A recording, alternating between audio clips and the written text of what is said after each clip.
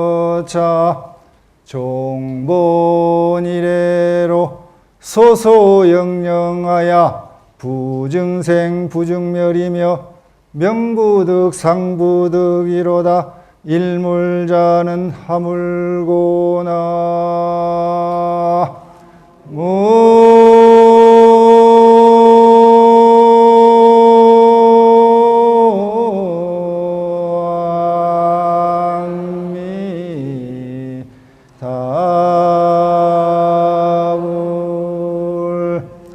여기에 한 물건이 있는데 본래로부터 한없이 밝고 신령하여 일찍이 나지도 않고 멸하지도 않았으며 이름 지을 수도 없고 모양 그릴 수도 없음이라. 한 물건이란 무엇인가? 여러분 BBS 불교 TV 법당에 오셔서 앉아 계시는 한 물건, 무슨 물건이 오셨습니까? 안녕하세요. 네, 반갑습니다.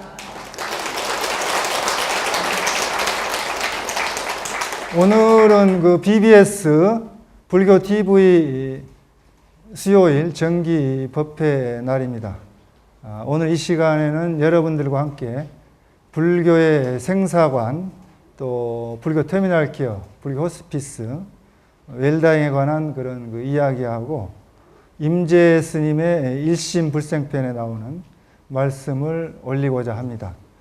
한국은 그 작년이죠. 2017년 8월에 노인 인구가 14%로 고령 사회가 됐습니다. 앞으로 한 8년 후 정도면은 초고령 사회로 증가할 것으로 예상이 되고 있습니다. 이러한 그 현상은 범세계적인 그런 현상인데 자기 집을 놔두고 노인분들이 병원에서 객사해 나가는 그런 그 시대에 살고 있습니다. 병원이란 곳이 환자를 치료해 가지고 집으로 돌려보내서 일상생활에 복귀시켜야 되는데 더 이상 치료가 진전이 안 되는 그런 환자들 같은 경우는 돌봄의 그런 역할이라든가 그런 케어 역할을 부족하고 있습니다. 이런 그 현상이 주거 문화가 변했고 또 가족의 의미가 핵가족화 됐고 다정교 사회가 된 그런 그 과정으로 임종 과정이 실종되었기 때문입니다. 그래서 그 과거에는 이제 집에서 장례 준비도 하고 또 본인들의 그런 그 돌아가시면 들어갈 묘소, 또 가묘도 만들어 놓고 또 수의도 만들고 이렇게 해서 집에서 그 죽음 교육이 됐는데 지금은 이제 그렇게 되지 못한 실정이 왔습니다. 그래서 이제 40여 년 전에 그 자영업을 하시는 분인데 친척에게 연락이 왔어요. 연락이 왔는데 이제 그 병원비 때문에 걱정이 되어가지고 연락이 온 겁니다. 그래서 지금 그 시대를 살아가는 분들이 병원비하고 이렇게 많이 연관돼서 걱정들 해서 돈이란 것이 무엇인가? 돈에 웃고 돈에 우는데 돈에 대한 그런 그 연구 결과가 있어서 한번 그 말씀 올리겠습니다. 돈은 그 경제 현상으로 이제 상품을 교환하고 그런 그 어떤 교환 기능과 가치 축적 기능을 가지고 있는데 돈의 유력 앞에서 휘둘리기도 하고 또 거기에 마음이 흔들리고 그 원인이 어디 있는가 그것이 최근에 이제 밝혀졌는데 12년 전에 2006년도 그 영국 엑스터대 심리학자 스티븐 네어가 행동 및 뇌과학이라는 그 비헤이버럴 브레인 사이언스 온라인판 4월 5일자 인터넷판에 이렇게 그 발표를 했습니다. 사람이 돈에 중독되는 이유가 무엇인가? 중독되기 때문에 돈을 벌기 위해서 일벌레가 되고 또 비정상적으로 돈을 낭비하게 되고 충동적으로 도박에 빠져든다고 이렇게 그 주장을 했습니다. 그러면 돈이란 것이 담배, 니코틴이나 또 마약의 코카인처럼 그 뇌의 그 보상 체계를 활성화시킬 수 있다는 그 연구 결과가 나왔어요. 그러니까 이제 그 보상 체계라는 것은 여러분들 뇌에 있는 신경세포 집단인데, 뇌에 있는 그 신경세포 집단이 보상을 해준다는 거죠. 활성화시켜서. 그러면 이제 우리들이 그 생존을 위해서 그 먹는 음식, 식사, 이런 거 먹을 때 뇌 신경세포 집단이 활성화시켜주기 때문에 쾌락을 느낀다는 거죠. 또 여러분들 자손을 그 보존하기 위해서 결혼 생활하는 그런 성생활 이런 것들이 뇌를 활성화시켜서 쾌락을 준다는 겁니다. 또 출산과 양육, 규칙적으로 우리 인류의 생존을 보존하기 위해서 해 나가는 그런 그 행위들에서 이 뇌에서 자동적으로 보상 체계를 해준다는 거죠. 근데 이 돈도 또 그 마약이나 그 담배, 니코틴이나 코카인처럼 그런 그 뇌 보상 체계, 신경세포 집단을 활성화시켜서 그 쾌락을 준다는 겁니다. 그러니까 돈이 떨어지면은 끼니를 굶은 사람처럼 힘이 축 처지고 힘이 없어지고 또 돈이 생기면은 갑자기 그 음식 먹은 사람처럼 이렇게 막 그냥 그 힘이 솟구친다는 얘기죠. 그래서 돈이란 게 단순한 경제 수단이 아니고 이렇게 사람의 마음을 흔들어 놓을 수 있는 괴력을 가지고 있다는 겁니다. 그렇기 때문에 사람들이 돈에 중독되면은 치유하기가 힘들다. 이런 그 결론이 났습니다. 근데 이제 돈에 중독되지 않는 최근에 아주 그 멋진 그 감동적인 실화를 한번 말씀드리면은 4년 전에 있었던 일입니다. 언론에 보도되어서 여러분들이 잘 아실 거예요. 2014년도 8월 27일 날 한강대교 아치 그 북쪽에서 두 분의 김 씨와 박 씨, 그때 당시 이제 38살 드신 그 분들인데 자살을 기도했습니다. 자살 그 하려고 하는 이유는 뭐냐? 김 씨는 이제 그 장이동에 사는데 빚보증을 쓴 겁니다. 친구 빚보증을 써서 3억 원을 빚을 떠안게 돼가지고 그걸 이제 비관해서 자살하려고 하고, 박 씨는 대방동에 사는데 부인이 교통사고로 그때 당시 2달 전에 돌아가신 거예요.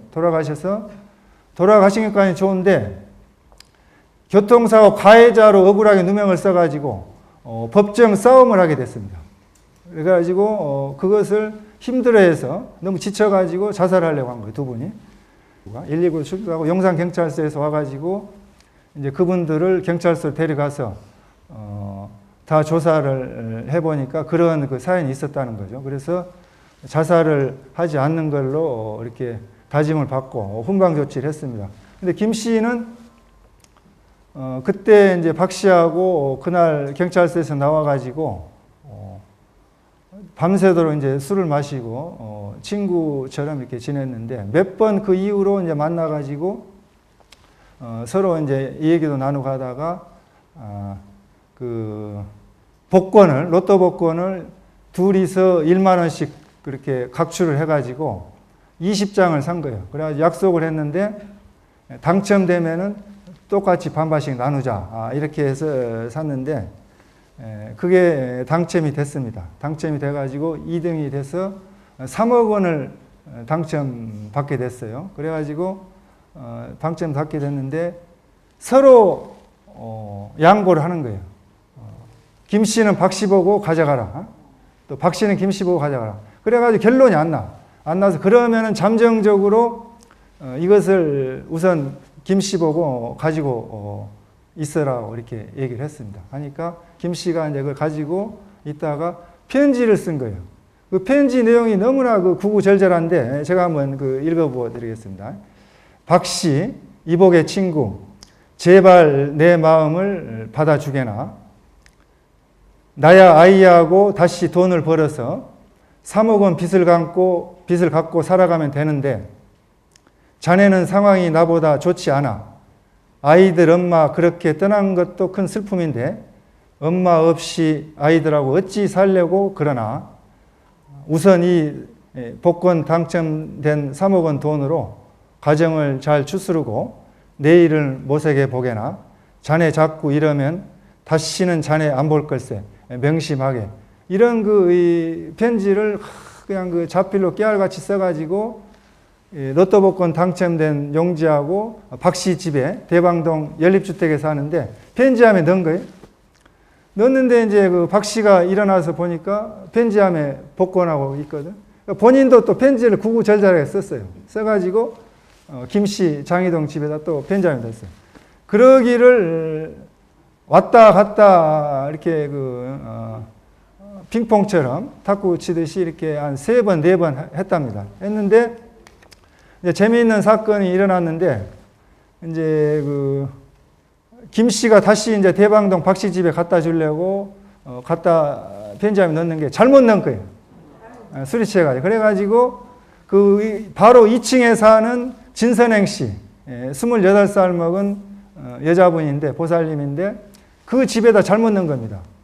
그러니까 이게 이제 증발되게 생겼네. 진선행 씨가 찾아버리면. 그런데 그 진선행 씨가 그걸 그 편지함에서 보고는 감동을 받아서 모 신문사에다가 당첨 용지하고 편지하고 제보를 했습니다. 제보를 해가지고 그 신문사에서 인터넷을 통해서 실시간 그냥 전 세계로 나간 거죠. 한국 사람의 배려와 인정은 전 세계 최고다라는 타이틀로 긴급 소식을 타전했습니다. 또 영국 BBC 방송은 한국의 자살 기도자 2명 로또 당첨으로 절친한 사이대다라고 영국 BBC 방송이 보도를 했고, 또 일본의 요미우리 신문은 인터넷판에 한국의 2사람의 배려 끝은 어디인가라는 제목으로 토끼사로 이렇게 냈어요. 그런데 또 국민뱅크 측에서는 당첨금 3억 원을 주고 별도로 김 씨의 보증비 3억 원을 갚아줬습니다. 갚아주고 억울하게 교통사고 당한 그 가해자 박 씨 집 변호인단을 국내 최고의 변호인단을 무료로 선임해가지고 그 억울함을 풀어줬어요. 그래서 그러니까 이런 어려운 상황에서 돈에 중독되지 않고 서로를 이해하는 배려 문화가 우리 지금 현대 한국 사회에서 정착되었으면 얼마나 좋겠습니까? 우리 한국 사회는 아직 희망이 있다는 것을 알 수가 있습니다. 그래서 우리가 돈 때문에 이런 중독이 되는데, 그러면 돈하고 연결되어 있는 지금 현대 사회를 살아가는 우리들이 빈부격차가 심합니다. 그래서 가난에 대해서 한번 생각을 해보겠습니다. 이제 중국에서 구구씨가 당신은 왜 가난한가라는 책을 써가지고 중국 전역에 베스트셀러가 됐습니다. 그래서 한국에 번역이 되어가지고 소개도 됐는데 읽어보신 분들은 잘 아시는 내용이죠. 사람들이 먹고 살 수 있는 것은 생활의 기본 수준이죠. 그래서 외국의 한 권위 있는 기구에서 먹고 살 수 있는 그 기준을 2가지로 정했습니다. 2가지 정했는데, 한 가지는 1인당 GNP가 800달러가 되면은 먹고 살 수 있다는 얘기죠.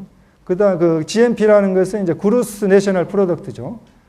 세계 각국의 국민 1인당 GNP의 약자인데, 또 한 가지는 엔겔 지수입니다. 엔겔 지수는 이제 경제학자 쿠츠네츠가 1934년도에 발표한 건데, 엔겔 지수가 여러분들 소득에 식료품비, 먹는 데 쓰는 비용이 얼마나 들어가는가. 그래서 50% 미만, 49%가 돼야만이 기준점이란 거죠. 가난의 기준점이란 거죠. 그래서 선진국은 30% 이하로 떨어지는 겁니다. 엔겔 지수가. 또 그다음 개발도상국은 30%에서 50%, 근데 후진국은 50%가 넘어가게 됩니다. 숫자가 적을수록 이제 선진국이 되는데, 비슷한 용어로 이제 수밥의 지수, 주거비가 이제 소득의 비중을 차지하는 지수입니다. 그래서 지독히 가난한 사람에게 당신은 왜 가난한가라는 그런 논의는 의미 없는 논의밖에 안 돼요. 그들에게 아무런 가난을 탈피할 수 있는 힘이 없습니다. 부자가 영광스러울 것도 없지만 가난이 부끄러운 것은 아닙니다. 현대사회에서 100% 물질적인 기준으로 그 사람을 판단하지는 않습니다.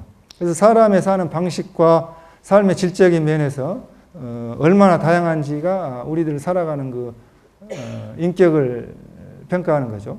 그렇다고 부자는 모두 다 행복하고 가난한 사람들은 다 불행하다고 할 수 없습니다. 그래서 사람들의 삶이 진정한 행복이 부자냐 가난한 거에 있는 게 아니고 아무런 관계는 없습니다. 얼마나 가난해야 진짜 가난한가 그 구체적인 기준이 절대 없습니다. 없고 당신은 왜 가난한가 아니면 왜 당신은 가난하다고 느끼는가 누구나 자기 자신에게 물어볼 수가 있습니다. 나는 왜 가난한가? 가난한 사람과 부자의 개념이 생존의 문제가 아니고 삶의 질과 여유로움에 있는 것입니다.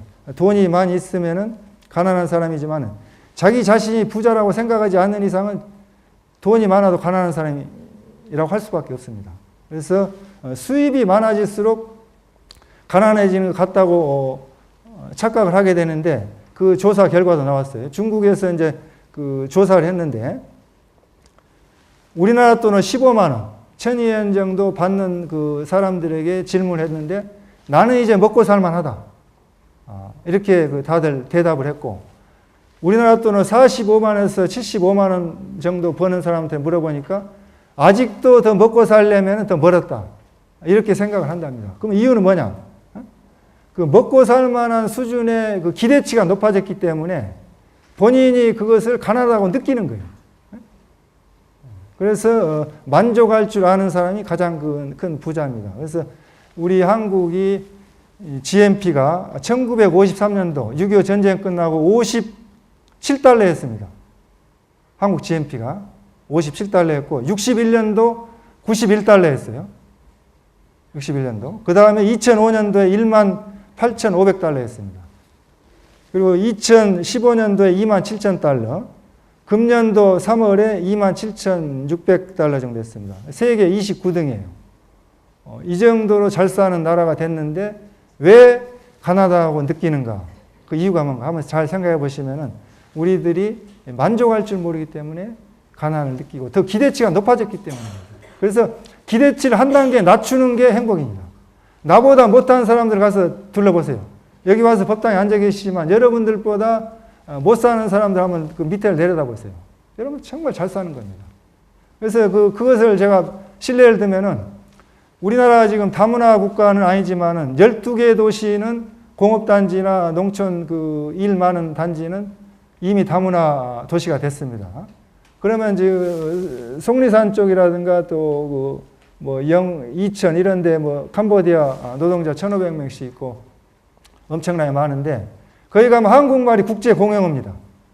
캄보디아, 인도네시아, 베트남, 네팔, 중국, 일본 이런 사람들 한국말로 세계 공통어를 해요. 통역을 해요. 굉장히 잘 사는 나라죠. 한국말이 다른 나라 말 배울 필요가 없어요. 그 나라 사람들이 와서 한국말로 통역을 해요. 그만큼 우리나라가 잘 살고 있습니다. 정신문화 발전에 우리 불교가 큰 역할을 해야 됩니다. 지금은 너무 물질 만능 위주로 가기 때문에 정신이 황폐되어 있어요. 그래서 병원에서 연명치료는 병을 낫게 하는 치료도 아니고 환자가 편안하게 죽는 것과는 무관합니다. 아무런 의미가 없어요. 그래서 장기간의 연구자의 말에 의하면은 오늘날 연명치료는 어디까지 발달되어 있느냐. 장기간 생명 연장이 충분히 가능할 만큼 발달해가지고 의사가 어느 시점에서 검사와 조치와 치료를 멈춰야 될지 판단하기가 어렵다는 겁니다. 얼마든지 연명치료에서 살아나갈 수가 있다는 거예요. 그렇게 되면은 환자의 삶의 질은 보장되지 않고 목숨만 연장해서 불필요한 고통을 당할 필요가 가능성이 많다는 거죠. 그래서 금년도 2월 4일 날 회복 가능성이 없는 치료가 더 이상 진전되지 않는 임종 환자 연명치료를 중단하고 품위 있는 이별을 도와주는 존엄사법, 웰다잉법인데 지금 현대 한국 사회는 1950년 무렵에 미국 사회처럼 고독한 군중의 사회입니다. 사회적 성격이. 고독한 군중이란 게 뭐냐? 미국의 사회학자 데이비드 리스먼이 1950년에 고독한 군중이라는 책을 써가지고 새로운 방법으로 사회적 성격을 연구한 연구서인데 일반 독자 학계로부터 아주 그 폭넓게 큰 반향을 일으켰죠. 군중 속의 고독 많이 들어보셨죠? 군중 속의 고독. 이런 지금 우리 한국 사회가 군중 속의 고독, 고독한 군중의 사회에 70년 전에 미국 사회를 지금 따라가고 있습니다. 그래서 요양병원에서 죽을 날만 기다리고 살아가는 지금 현대인들 아주 고독합니다. 외로워요.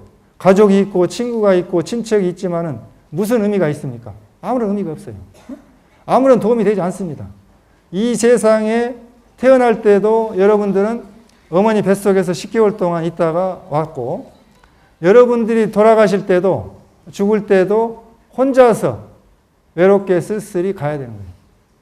나홀로 왔다 나홀로 가는 공술의 공수거, 빈손으로 갈 수밖에 없습니다. 죽을 날만 앞두고 있는 환자들은 대체적으로 내 자신이 매우 고독하다 이렇게 느끼고 있습니다. 내 주변에는 아무도 없고 정말 외롭다고 생각하고 있어요. 가족들과 친척들도 멀어져 갖고 자기 자신의 주위에는 이제 아무도 없다. 이런 이것이 고통입니다. 고통. 죽음에 이르는 길이 이렇게 철저하게 고독하다는 것을 죽어가는 사람들이 생각하면서 가야만 하는 겁니다. 약 5만 명에 이르는 지금 우리 한국 현재 약 5만 명에 이르는 연명의료 환자가 합법적으로 웰다잉 할 수 있는 그런 힐다잉, 웰다잉 할 수 있는 길이 열렸죠. 그럼 연명치료라는 게 뭐냐?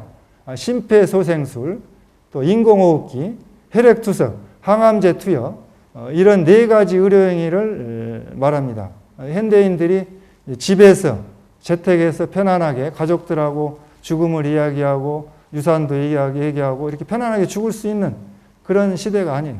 그래서 우리가 웰다잉에 대해서 많이 이야기가 나오는데, 살아온 날들을 다 아름답게 정리하고 평안한 삶의 마무리를 일컫는 말이죠.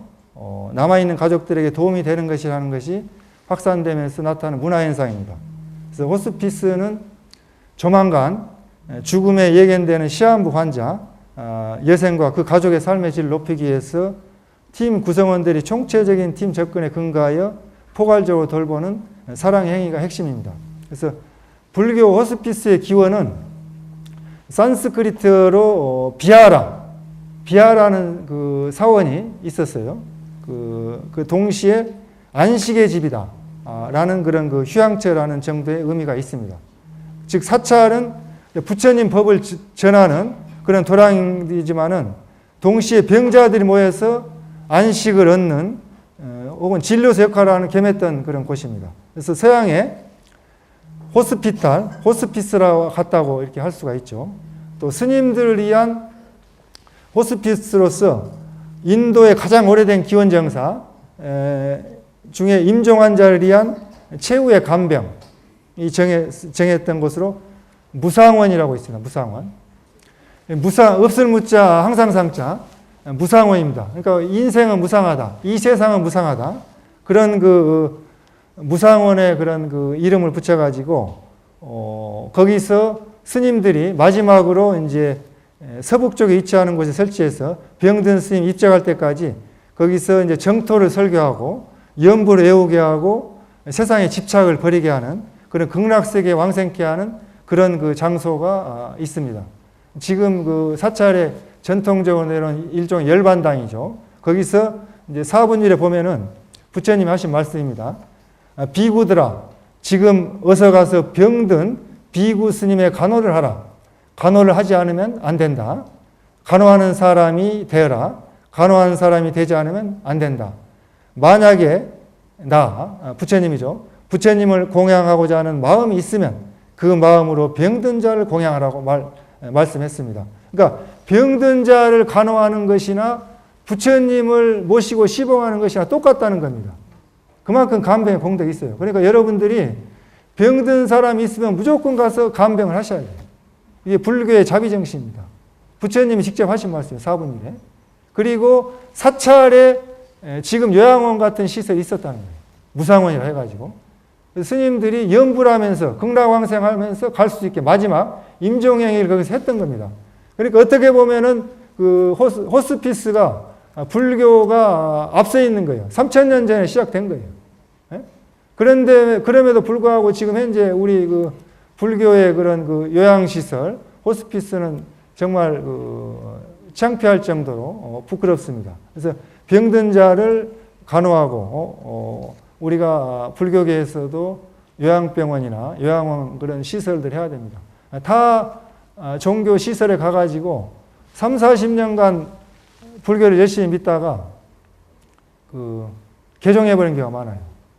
불교 단체가 없어서 섭섭해하고. 그래서 불교에서 전통적으로 내려오는 열반당을 응용해가지고 한국 사회에 맞게 그런 공간을, 사회적 공간을 만들었으면 좋겠습니다. 자연적으로 죽어가는 것이 아니고 인위적으로 그런 생명을 연장해서 죽어가기 때문에 사회 문제가 되고 있습니다. 이것을 우리 불교계에서 연구와 노력을 많이 해야 될 것이라고 생각을 합니다. 전통적으로 죽음과 죽어감, 이것은 종교의 전문 영역입니다. 불교는 그대로 죽음 전문 종교예요. 여러분들 가장 어떤 종파를 마련하고 막론하고 반야신경 외우시잖아요. 반야신경이 바로 죽음을 얘기하는 거예요. 관세음보살아, 관세음보살이 반야바람일다를 할 때, 깊은 반야바람을 할 때, 행신 반야바람을 할 때, 조겨놓은 계공, 조겨놓은 계공이 바로 여러분들 죽음을 관하는, 여러분들 몸과 마음을 관해서 일체의 고통을 벗어난다는 말씀이에요. 무안이비설치니 무색생양 미적법 무한견해지 무의식계, 이 말이 전부 무슨 말씀이냐? 죽음에 관련된 말을 해놓은 거예요. 그러면서 마지막에 저 피안으로 극락세계에 갈 수 있는 게 방법이 뭐냐? 아제아제 바라아제 바라승아제 모디사바. 그 말이 그게 그러니까 밀교하고 융합된 거예요. 초기 불교가 대승불교로 넘어오면서 반야경, 또 법화경으로 넘어가면서 다 하나의 불교입니다. 여러분들 이렇게 종파를 나눌 필요가 없어요. 그렇게 그걸 다 이렇게 연구하다 보면은 하나의 불교인데 종파마다 그렇게 다르게 이야기를 하는 거죠. 근데 지금은 법원의 법적 판결이 우선이 돼버렸어. 죽음에 대해서도.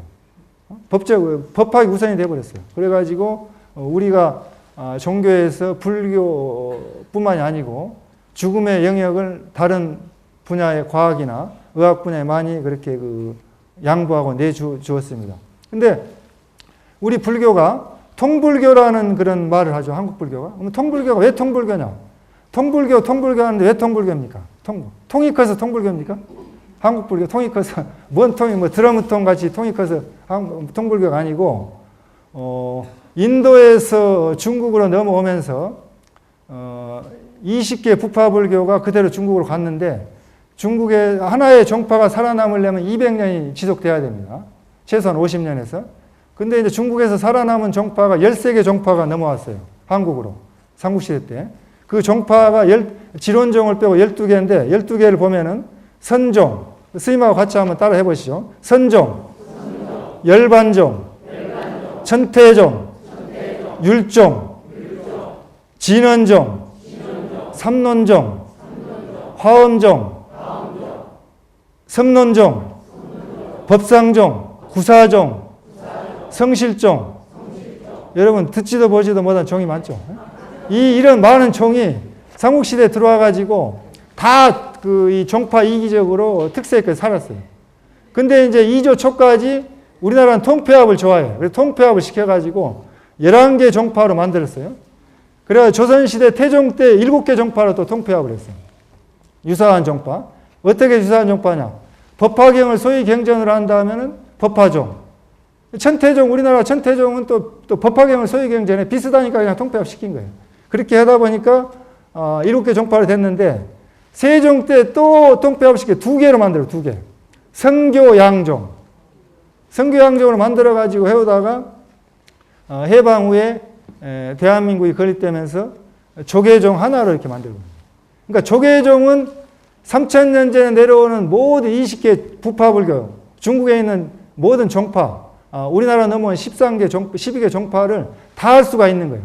그러니까 여러분들이 혼란스러울 수밖에 없는 게 이스님한테 가면은 정토종으로 이렇게 가르치고, 이스님한테 가면 섬론종, 이스님한테는 진원종, 이스님은 선종, 이스님은 또 무슨 화엄종. 화엄종은 우리 순수한 한국의 시조가 원효 스님입니다. 외국에 나가지 않고. 의상 스님은 중국에 가서 배워가지고 왔어요. 그래서 화엄종의 종조가 두 사람이에요. 시작된 거예요. 그러니까 화엄종식으로 또 가르치고, 그러니까 신도님들이 스님이 바뀔 때마다 혼란스럽단 말이지. 어느 장단에 춤을 춰야 되는가? 혼란스러워. 그런데 혼란을 느끼실 필요가 없고, 여러분들이 이 스님은 이런 종파적인 지도 이념으로 가르치시는구나. 소위 경전이. 근데 대한불교 조계종은 금강경을 소위 경전을 해서 직지인신 견성성불로 선종사찰이에요. 선종의 종파란 말이에요. 중국의 임제 정백이 내려오는. 그럼에도 불구하고 모든 종을 다 할 수가 있으니까 다 해도 상관없는 거예요. 그런데 이제 그 불교에 효율적으로 힘을 얻으려면은 한 개의 종파를 최소한 그런 지도 이념으로 10년에서 20년 하셔야 돼요.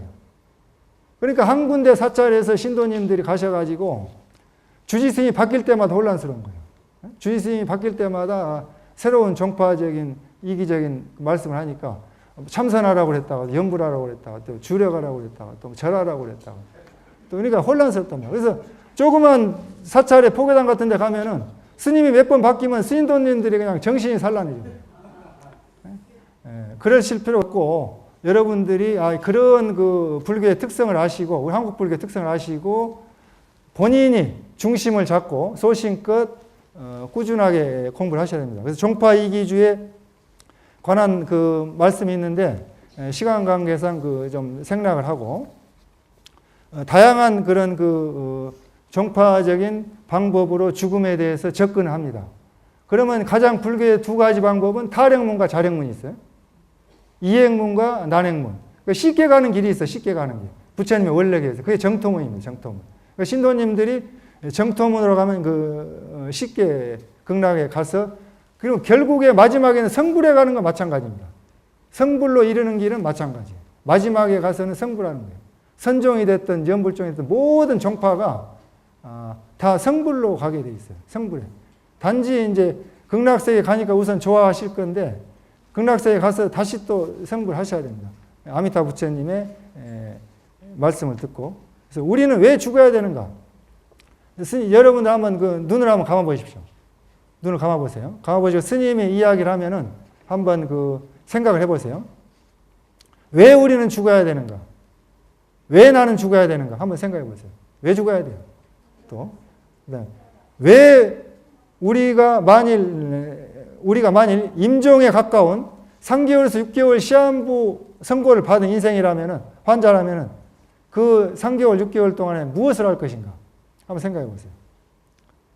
다음에 지금 이 법당에 앉아서 지금 내가 당장 죽는다면은 내가 하고 싶은 유언의 말씀, 유언장과 또 원하는 것은 무엇인가 한번 생각해 보세요. 그리고 지금 현재 죽는 순간에 내가 믿고 지금까지 믿고 신행해온 불교가, 신앙이 어떤 종파 신앙을 했든 간에 나한테 무슨 도움이 되는가 한번 생각해 보세요. 자, 눈을 떠보시기 바랍니다. 뒤를 돌아다보고 생각하지 않는다면 인생을 잘못 산 것입니다. 스티브 잡스가 매일 오늘이 마지막 죽는 날이라고 생각하고 일을 했다는 거죠. 그러니까 여러분들이 뭐부터 우선순위 해야 되는가, 그걸 생각할 때 지금 내가 죽는다면 뭐부터 해야 되는가, 잘못 살았다는 거죠. 또 어떤 종교가 나한테 도움이 되는가, 불교가 도움이 안 되면 불교 잘못 믿는 겁니다. 내가 죽으려고 하는데 어떤 불교가 도움이 되는가 했더니 혼란스러울 수밖에 없어. 참선, 염불, 주령 막 그냥 뭘 해야 될지 헷갈려.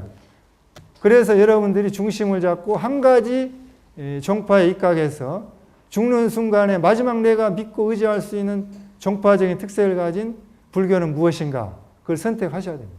하셔서 끝까지 이렇게 해 나가셔야 되고, 죽을 때 아주 유쾌하게 죽은 그 할머니를 한번 소개해 드릴게요. 11명의 그 아들, 딸을 둔 그 91세 할머니, 어머니가 있었어요. 많이 두셨죠? 옛날에는 다 그렇게 10분씩 나셨어요. 근데 그분이 혼수 상태에 빠져가지고 죽을 날을 이렇게 기다리고 있는데, 온 가족이 모여가지고 어머니를 위해서 기도를 했습니다.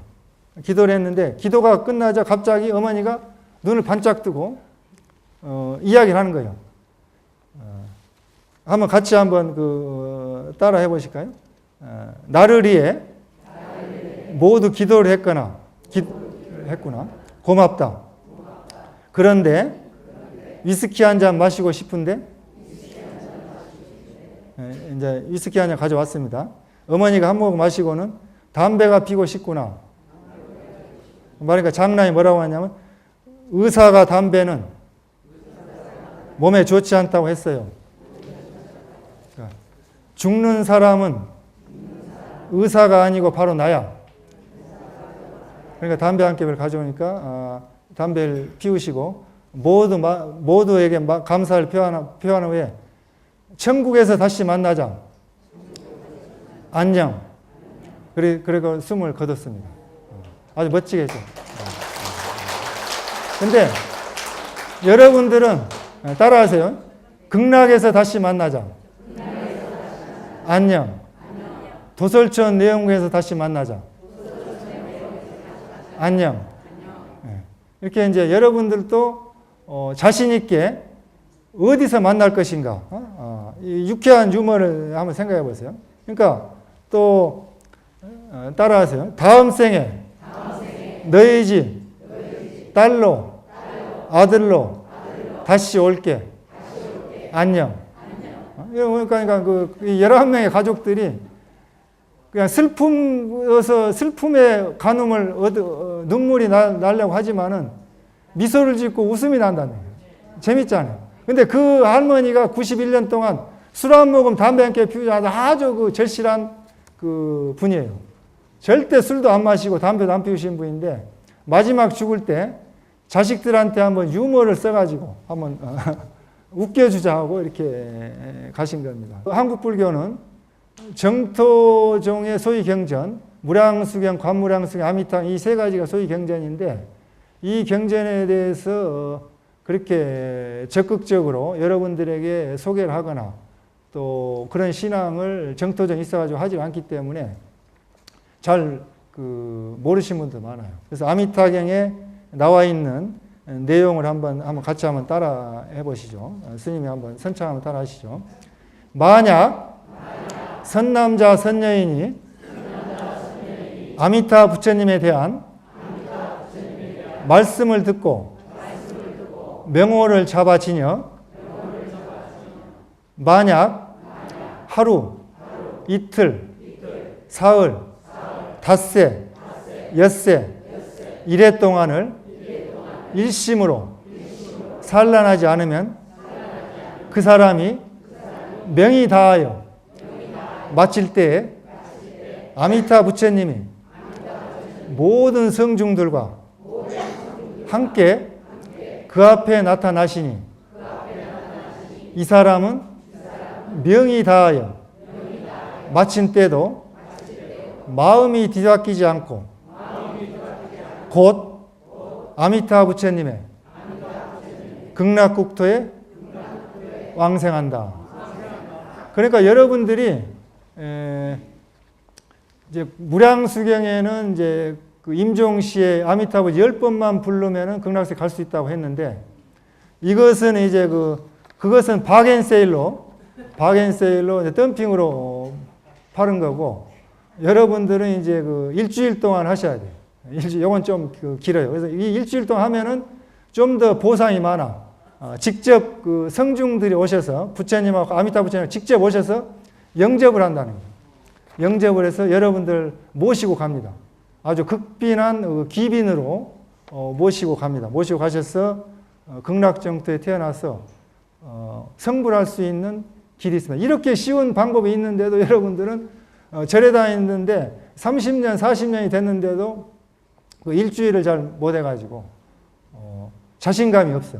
확신이 없어. 왜 이렇게 걱정들 하십니까? 이렇게 경전에 나와 있는데. 그러니까 여러분들은 아무 걱정할 거 없어요.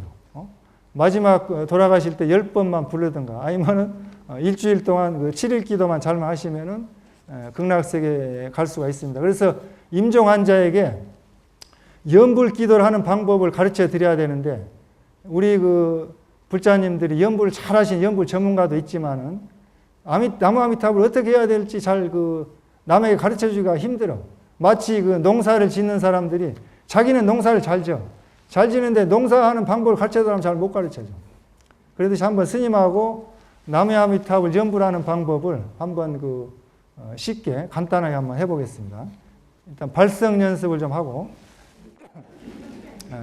그러니까 그 발성 연습을 해야 되는데 여러분들 음악 시간에 많이 배웠죠. 도레미파솔라시도 그렇죠? 한번 따라하시죠. 도레미파솔라시도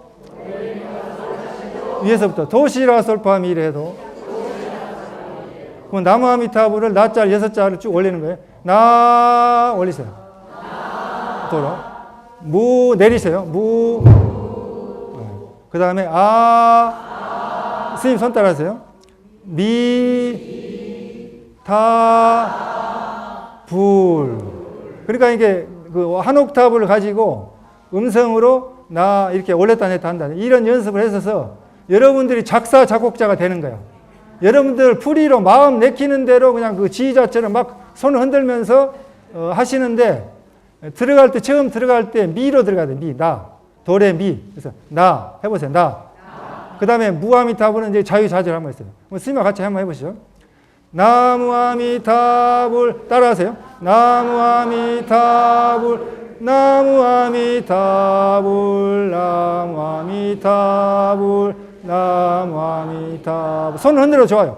나무아미타불 나무아미타불 나무아미타불 나무아미타불 나무아미타불 다음에 이제 관세음보살 한번 해보죠. 관세음보살 관세음보살 관세음보살 관세음보살 관세음보살 관세음보살 관세음보살 다음에 이제 지장보살 지장보살 지장보살 지장보살 지장보살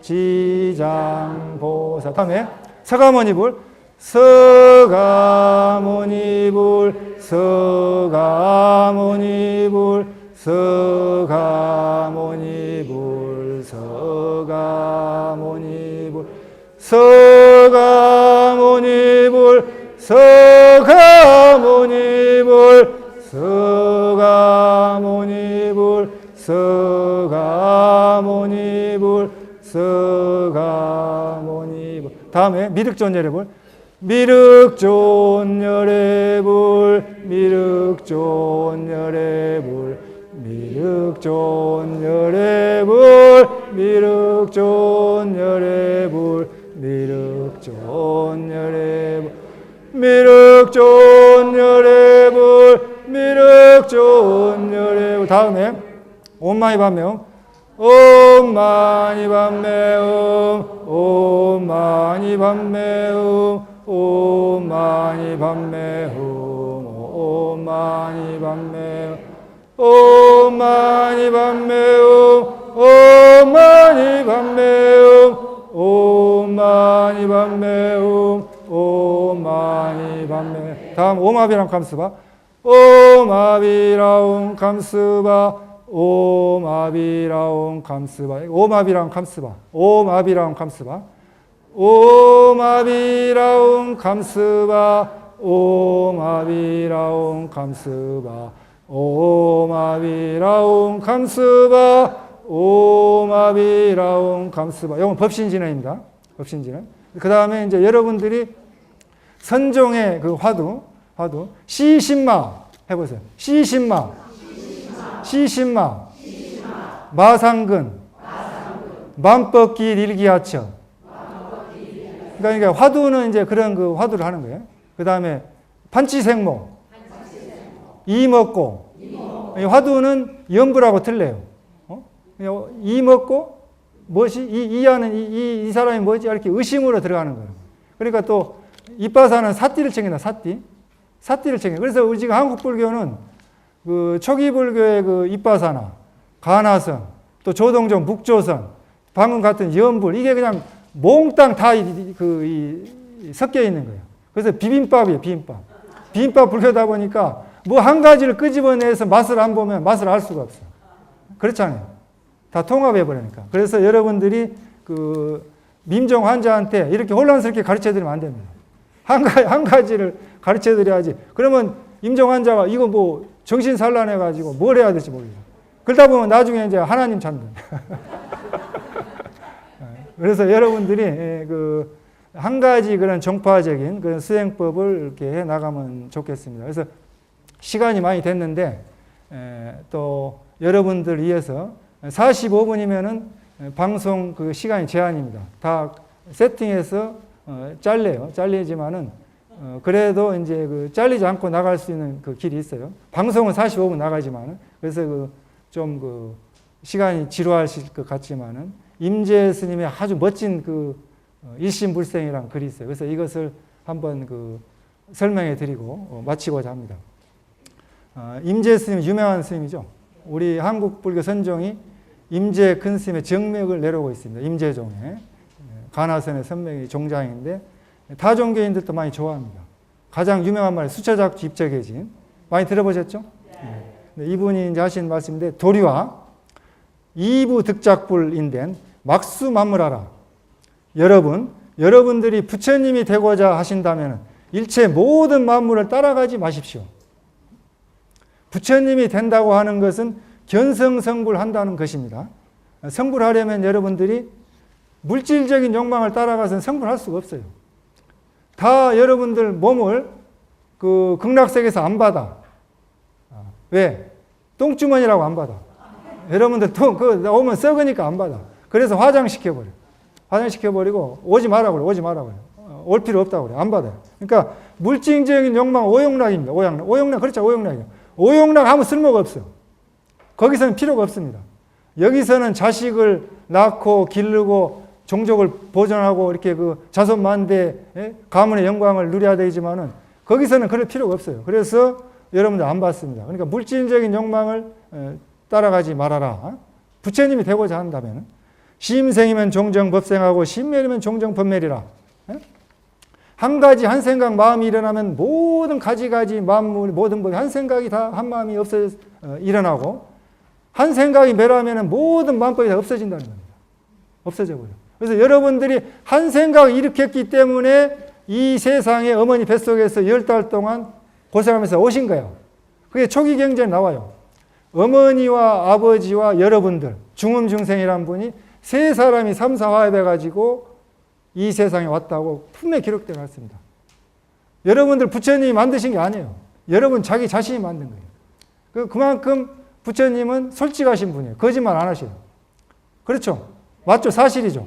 사실 외에는 얘기를 안 하신 분이야. 그러니까 한 생각 일으켰기 때문에 지금 이 세상에 와서 여러분들이 수고하고 있다. 고생하고 있다는 거예요. 그러니까 그 여러분들 책임이에요. 이 세상에 태어난 것이다. 한 마음이 일어나서 여러 가지 일들을 일으키고 한 생각 한 마음이 자꾸 발전돼. 그러니까 처음부터 원수는 없어요. 친한 데서 원수가 되는 거야. 잘해주려다 보니까 또 뭐가 발전돼 가지고 결국에는 나중에 원수로 끝나. 여러분들이 한 사람을 상대해서 인연을 맺었는데 그 사람을 위해서 희생을 하지 않는 이상은 마지막에 원수가 되게 돼 있어요. 왜냐? 두 사람이 죽게 됐는데 누군가 한 사람이 살아야 돼? 누가 먼저 죽겠어요? 내가 먼저 죽을 테니까 당신이 사시오. 그런 사람이 한 사람 있어야 됩니다. 한 사람. 그렇잖아요. 누구예요, 여러분들? 자식을 위해서는 많이 희생한다고 하더라고요. 자식을 위해서. 어머니니까. 그렇지만 자식이 부모를 위해서 희생한다는 그런 사람도 많지 않습니다. 그래서 우리가 한 생각 일으켜서 이렇게 일이 벌어졌다. 일 벌려놨잖아요. 그렇죠? 일 벌려놨죠? 일 많이 벌려놨죠? 일 수습하셔야 돼. 그래서 일심불생하면은 마음법이 무근이라. 한 생각, 한 마음도 일어나고 생기지 않으면 모든 마음법에 허물이 없는 거예요. 그러니까 한 생각 안 일으켰으면 여러분 이 세상에 올 필요가 없어요. 그래서 마지막 생, 한 생만 남겨놓은 분들이 이제 일처, 보처, 아라한과 지르서 한 번만 이 세상에 오면 끝나. 더 이상 오지 않는 그런 일생보처. 그분들이, 아라한들이 이번 생만 이 세상에 와서 살면은 졸업식이다. 인생 졸업식이란 거죠. 그런 분들이 이제 아라한 분들이 있는데 일심불생 한 생각 일으키지 말라는 겁니다. 한 생각도 일으키지 말. 한 생각 돌아보면 지옥으로 떨어지게 돼 있어요. 지옥 가는 그대로 무슨 생각이 일으키지면 안 돼. 별령. 아무 생각하지 마세요. 아무 생각하지 말라니까 선방에 아무 생각하지 말고 앉아 있으라니까 못 앉아 있어요. 이 막 그 생각이 퍼올라와서. 그래서 여러분들이 한 생각 일으키지 말라. 무릇 또 무주상 보실해야 돼. 무주상 보실하지 않고서는 반드시 대가를 바라게 돼 있어요. 응무소주 이생기심해라.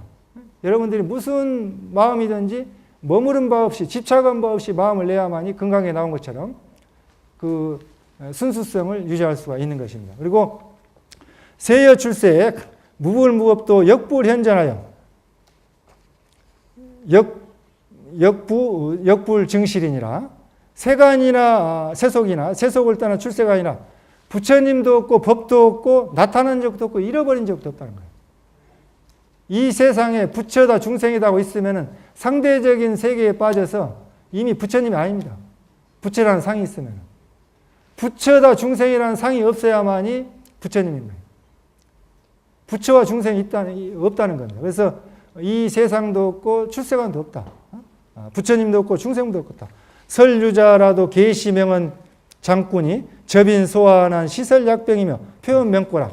설사 부처님과 법이 있다고 할지라도 그것은 모두가 명칭과 글귀일 뿐이고 어린아이 달래고 병에 따라서 응병예약, 약을 쓰는 것과 같이 표현되는 명칭과 글귀일 뿐이라는 거예요. 여러분들이 왔을 때 여러분들 근기에 맞춰서 수준에 맞춰서 약을 써준 거고 여러분들이 막 우니까 우는 애기 살살 달랬다는 얘기예요.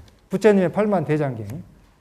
팔만대장경 말씀이 여러분들 그 비유 맞춰주고 달래는 이야기라는 얘기입니다. 차명구는 부자명구요. 환시목전 소소영령하여 강강 문지 조촉지라 안일체 명꾼이라. 이 말씀은 명칭과 글귀는 스스로 명칭과 글귀인 것이 아니고 도리어 여러분들의 눈앞에, 여러분들 지금 눈앞에 있죠. 눈앞에 목전에 눈앞에 소소영령하게 사물을 밝게 비추어 보고 듣고 알고 깨닫고 빛나는 일체 모든 것에 명칭과 글귀를 붙이는 거예요. 여러분들이 만든 거란 겁니다. 여러분 자기 자신이 만든 거예요. 그래서 여러분들의 자성청정심, 본래 면목, 그것이 글귀를 붙이고 있는 것이다. 그러니까 반야신경에 죽음에 대해서 이미 다 말씀해놨어요. 불생불멸하다. 태어남도 없고 죽음도 없다. 죽음이 없다는 거예요. 태어난 것도 없다는 거예요. 근데 반야신경 매번 여러분 법회 때마다 집에서 귀에 못이 박히도록 불생불멸한데 불생불멸 죽을 때 되면 내가 안 죽으려고 막거든요. 불생불멸하고 불구부정 더럽고 깨끗한 것도 없어요. 불구부정하고 부중불감 늘어나고 주는 것도 없습니다. 여러분들 인생이 늘어나고 주는 게 없어요. 100년 살았다 그게 내 거다 그게 그런 거 없이 늘마도 없고 준 것도 없다는 겁니다. 여러분들이 보고 듣고 생각하고 하는 그 본래 자성청정심이 무엇입니까? 이 BBS 불교 TV 법당에 와서 앉아 계신 여러분 한 물건 무슨 물건이 오셨습니까? 무슨 물건이 오셨나요? 무슨 물건? 그 무슨 물건이 왔습니까? 그 말씀에 여러분들이 이먹고 시신마를 참고하셔서 그걸 깨달으신다면 바로 그 자리가 부처님의 자리가 될 겁니다. 여러분들이 믿는 정파부 지금 여기 법당에 불자님 많이 오셨는데 참선하신 분 한번 손 한번 들어보세요. 참선하신 분. 몇 분이 되신가? 그 다음에 염불하시는 분 손 들어보세요. 주력하시는 분 손 들어보세요. 그 다음에 경전을 많이 공부하시는 분 손 들어보세요. 그러니까 이 법당에 앉아 계시지만은 다들 이 종장 스님, 종장 보살입니다. 종파가 틀려. 그러니까, 그래서 이제 이 방송 법회가 어려움이 뭐냐면은 어떤 종파에 맞춰서 법문해야 되는가. 그 다음에 어떤 근기에 맞춰서 법문해야 되는가. 이게 상당히 난감할 때가 있습니다. 그래서 우리는 그 한국불교는 통불교지만은 이 시간에 법사 스님이 어떤 종파적인 지도 이념으로 어떤 그런 그 시각에서 법문하는가 이해를 하고 들으시면 이해가 빠를 거라고 생각합니다. 원이차 공덕 보급의 일체 아등여 중생 개공 성불도 원하옵건대 2차 인연 공덕으로 널리 일체에 미치어서 저희들과 더불어 온 중생이 다 함께 부처님의 도를 이루어 성불하게 하옵소서. 감사합니다.